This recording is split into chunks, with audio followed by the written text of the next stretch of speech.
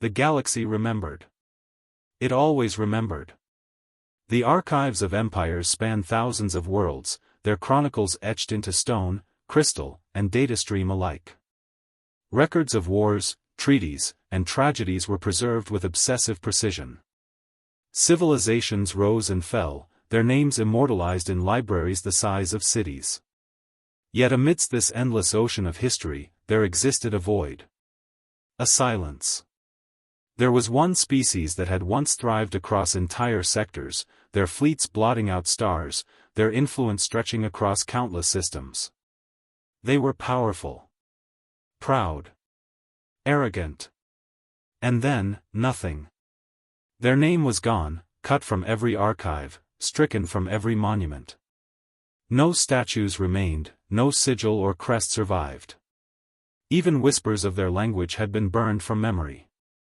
All that remained were half-spoken legends, carried in fearful tones by those who dared speculate. A story of a people who had made the gravest mistake any race could make. They had made humanity angry. The galaxy did not notice when Earth arrived. To the elder civilizations, the humans were nothing remarkable. Another fledgling race, dragging their awkward metal shells into faster-than-light speeds, blinking wide-eyed at the wonders of the cosmos. They were tolerated, occasionally mocked, and often ignored. And humanity accepted this. They were not conquerors by nature. Their history was bloody, yes, but their ambition lay not in conquest, it lay in survival. Across barren worlds and frozen moons, humans built homes where no sane race would linger. They grew food in poisoned soil, drank recycled water from rusting tanks, and called it life. Where others saw only wastelands, humanity saw possibility. That persistence earned them allies. The Gallery miners, once dismissed as primitives, found trade with human settlers. The Shy Kalari opened diplomatic ties after Terran physicians cured a plague that had haunted them for generations. Bit by bit, the humans spread, not through dominance, but through resilience. It should have been harmless. But not to them. Their name is lost now, purged from history, but once they were feared. A predatory species, proud and venomous, their empire stretched across sectors, its rule enforced by terror. They saw themselves as eternal, unchallenged rulers of the stars. And they looked at humanity, and saw infection. The first strike was quiet, little more than a whisper in the void. A freighter convoy, 3 ships bearing families and supplies for a frontier colony, vanished without trace. Wreckage was later found drifting, hulls punctured, escape pods shredded. No survivors. No explanation. The Galactic Council condemned it, of course. They always condemned. They filed motions, drafted speeches, promised inquiries. And then they moved on. But the Terran Assembly did not move on. The second strike was louder. A colony burned. 12,000 dead. Bodies left unburied, homes reduced to smoldering glass. This time, a message was left behind, broadcast on every channel, etched in the wreckage of orbital stations. Go back to your cradle, vermin. Diplomats pleaded with humanity. The Council urged restraint. These things happen, they said. Do not escalate. And humanity listened. They clenched their fists, but they listened. Until Aldrin 7. The colony of Aldrin 7 was unremarkable by galactic standards. A frontier settlement built in a world of amber skies and jagged canyons, its people were farmers, miners, and dreamers. Children played in the dust while their parents wrestled life from the soil. They were not soldiers. They had no fleet, no fortresses, no weapons of war. When the enemy came, they came in fire. Orbital bombardment turned the sky red. Cities melted into slag. Crops withered in poisoned ash. Those who fled into the canyons were hunted down with precision fire. The rivers boiled. The oceans turned black. By the time the flames died, Aldrin 7 was a grave. The invaders left nothing, except one man. His name was Elias Harrow, though history remembers him only as the witness. He had been a teacher once, a quiet man with worn hands and a voice gentle enough to soothe frightened children. They bound him, broke his body, and left him alive amidst the ruin. "Carry our message," they told him. "Tell your people that humanity kneels, or it dies." Elias Harrow's arrival at the Terran assembly was a spectacle in silence. The chamber, a vast hall of marble and steel, had hosted debates for decades. It had heard arguments over trade tariffs, policies on exploration, disputes over borders. Never before had it witnessed what was carried through its doors that day. 2 soldiers bore Harrow on a stretcher. His body was broken, wrapped in gauze, his lungs struggling with every rasping breath. His eyes, sunken, fevered, burned with something more powerful than pain. The assembly fell silent. Senators, admirals, diplomats, all rose as one, their voices caught in their throats. Elias tried to sit. He could not. He tried to raise his hand. It trembled. Finally, with a cough that sprayed blood across his chest, he spoke. They said, his voice cracked, more whisper than sound. The chamber leaned in, every microphone straining to catch him. They said we were weak. A silence deeper than vacuum swallowed the words. They said humanity would kneel. His breath rattled. His chest heaved once, twice, then stilled. His hand fell limp. Elias Harrow died before dawn. The assembly did not move for several minutes. No one spoke. No one dared. The image of the broken man, the echo of his final words, clung to every corner of the chamber.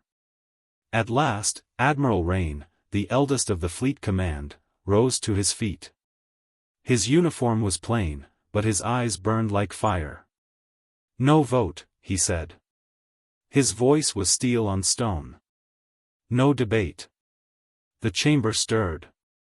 "This is not politics," Rain continued. "This is not strategy. This is survival." A senator tried to speak. "The council. Let the council choke on its words." Rain thundered, slamming his hand against the table. "Let them hide behind condemnations and inquiries. They watched our children burn and told us to stay our hand. No more." One by one, others rose. Generals.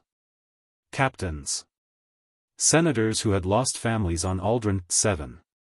Their voices joined, not in argument, but in a growing, unified roar. Across the chamber, holofeeds broadcast their defiance to every human world. On mining outposts, in orbital stations, in colonies scattered like dust across the stars, humanity watched and listened. And together, they decided. There would be no forgiveness. No negotiation. No retreat. Humanity's patience, stretched across years of insult and bloodshed, snapped. And something ancient awoke within them, something that had burned in their species since the dawn of fire. The galaxy would learn what it meant to make humanity angry. And this nameless enemy would be the example carved in ash. The first blow fell without warning. Out in the black between stars, a fleet yard belonging to the nameless empire glowed with activity, thousands of workers crawling across armored hulls, welders blazing like tiny suns, great engines thrumming in their cradles. It was a monument to their dominance, the forge that birthed their leviathans of war. It lasted 6 minutes. From the darkness beyond their sensors, humanity's ships appeared. They did not decloak with theatricality, nor announce themselves with threats. They simply were there, a wall of steel and fire in perfect silence. Torpedoes streaked. Railguns screamed. In moments, the fleet yard was no more. Debris spun into orbit like the bones of some slain titan. The humans did not linger. Their ships vanished as quickly as they had come, slipping back into the void. The enemy laughed. These upstarts think themselves predators, their warlords sneered. They bite, but their teeth are dull. But the laughter did not last. At first, humanity's strategy was dismissed as desperation. Their fleets were smaller, their ships lighter. No single battle should have gone in their favor. Yet time and again, the humans struck where the enemy least expected. A convoy bound for the core worlds, erased. A fortress Moon thought impregnable, shattered from within by infiltrators. Entire communication networks, hijacked, their signals twisted into silence. The Nameless Ones responded with fury, sending entire armadas to crush these pests. They scoured the stars with fire, chasing shadows, burning empty space. But every time, the humans learned. Every defeat was a lesson. Every mistake became a weapon. Within months, patterns emerged. Human ships that had once fought like blunt instruments began weaving through enemy formations with surgical precision. Small strike groups danced around leviathans 10 times their size, carving them apart piece by piece. Admiral Rain's doctrine spread like gospel: bleed them. Break them. Make them chase you until they collapse beneath their own weight. And the galaxy watched. On the council floor, debates grew heated. Some called for sanctions against Earth, claiming humanity's retaliation was too brutal, too unchecked. Others sat in uneasy silence, reminded of Aldrin 7, of the smoldering colonies and slaughtered children. But no matter what they said, the humans did not slow. The war was no longer about defense. It had become retribution. The Battle of Varus Prime marked the turning point. The Nameless Empire had gathered one of its greatest fleets, over 300 warships, their hulls bristling with weapons, their formation a wall of firepower. They were certain this show of force would crush the humans once and for all. When the Terran fleet arrived, it numbered fewer than 50. Sensors across the battlefield recorded the figures. Allies whispered in horror. Even the counselors watching remotely braced for tragedy. Humanity was about to be annihilated. But the humans did not fight as others fought. They moved like hunters, darting through the larger fleet in coordinated packs. Where one ship appeared vulnerable, 3 more waited in ambush. Their weapons struck not at shields but at engines, sensors, command decks, crippling blows chosen with ruthless precision. The enemy fired wildly, but their massive guns could not track the smaller, swifter Terran craft. Their formation collapsed, confusion spreading like infection. And then the real horror began. Humanity's secret weapon was not technology. It was persistence. Every damaged ship returned to fight, jury-rigged, patched with scraps, its crew refusing to surrender. What should have been wreckage became weapons again and again. The battle raged for 16 hours. When it ended, the stars above Varus Prime were choked with burning hulks. Of the enemy's 300 warships, fewer than 20 limped away. Humanity lost 22. The galaxy shuddered. From that day on, the war was no longer in doubt. Human fleets became nightmares whispered in the dark. Entire sectors turned against their rulers, emboldened by the relentless human advance. Species once cowed into silence rose in rebellion, their chains shattered by Terran promises of freedom. But humanity did not promise mercy. No quarter, Admiral Rain declared before the assembly, his voice broadcast to every soldier and colonist alike. No treaties. No surrender. This war will not end until the last of them is ash. The decree shocked even Earth's allies. Such words were unheard of in galactic politics, where even the most hated enemy was offered truce in the end. But the humans were unmoved. For them, Aldrin 7 still burned. The campaign became a storm. On Calthor 9, Terran Marines fought through city streets drowned in blood, their armor scarred, their banners ragged, but their resolve unbroken. On the twin moons of Horalis, human bombardments cracked fortresses that had stood for millennia, the thunder of their cannons echoing across the void. On the enemy's colony worlds, civilians once loyal to their masters turned on them, inspired by human broadcasts. A single phrase became their rallying cry, scrawled on walls, whispered in caves, screamed in defiance as executioners raised their blades. They said we were weak. Everywhere, the word spread.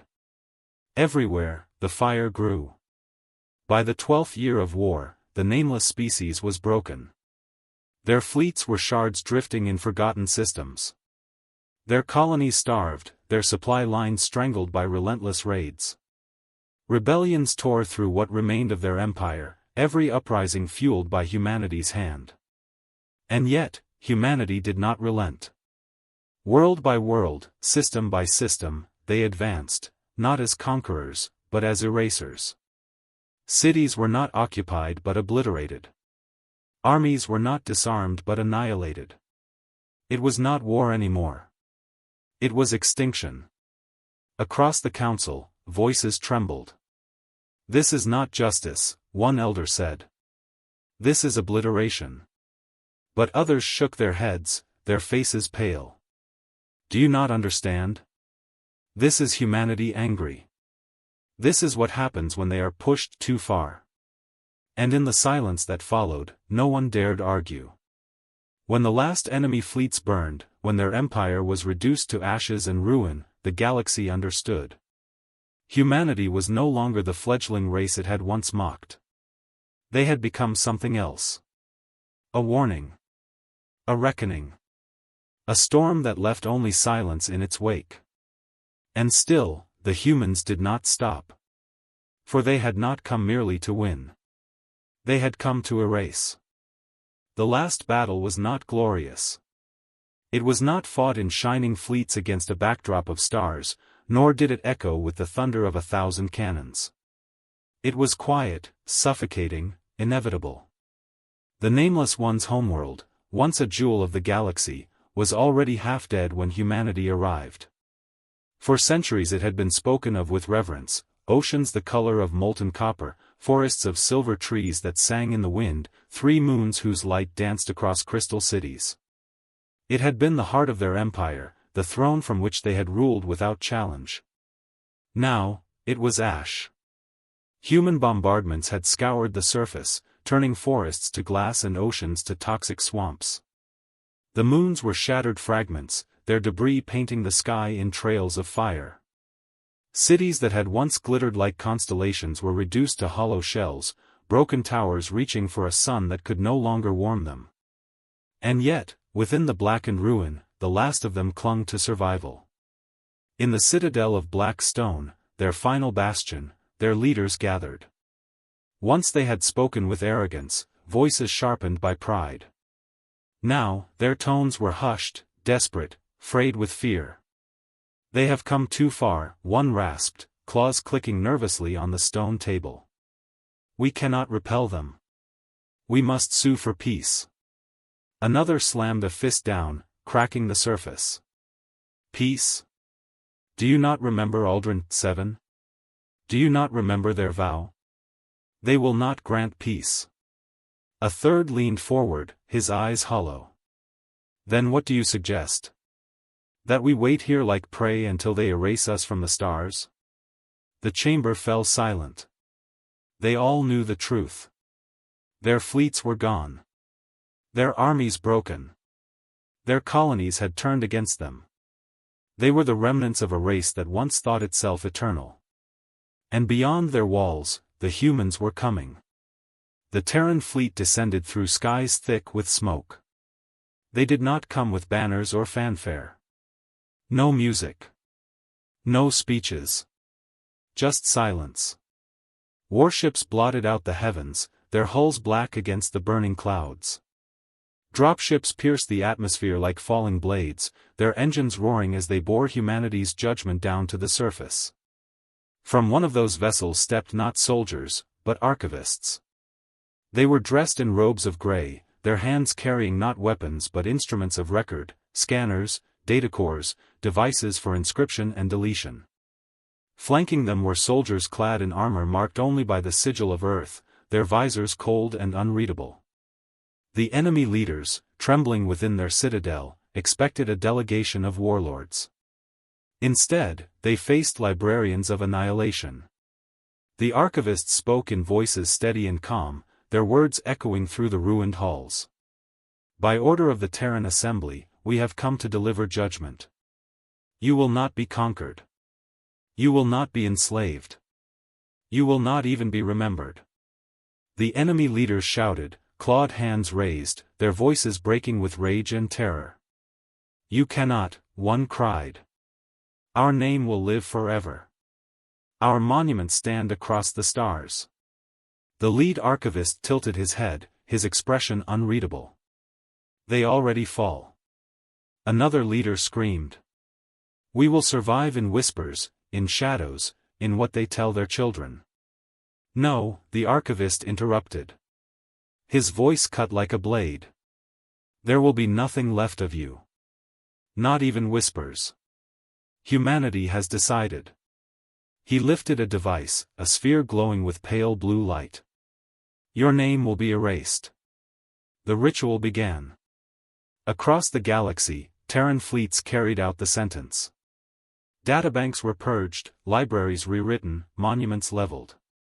Languages once spoken on 1,000 worlds were struck from records, their alphabets deleted, their voices silenced.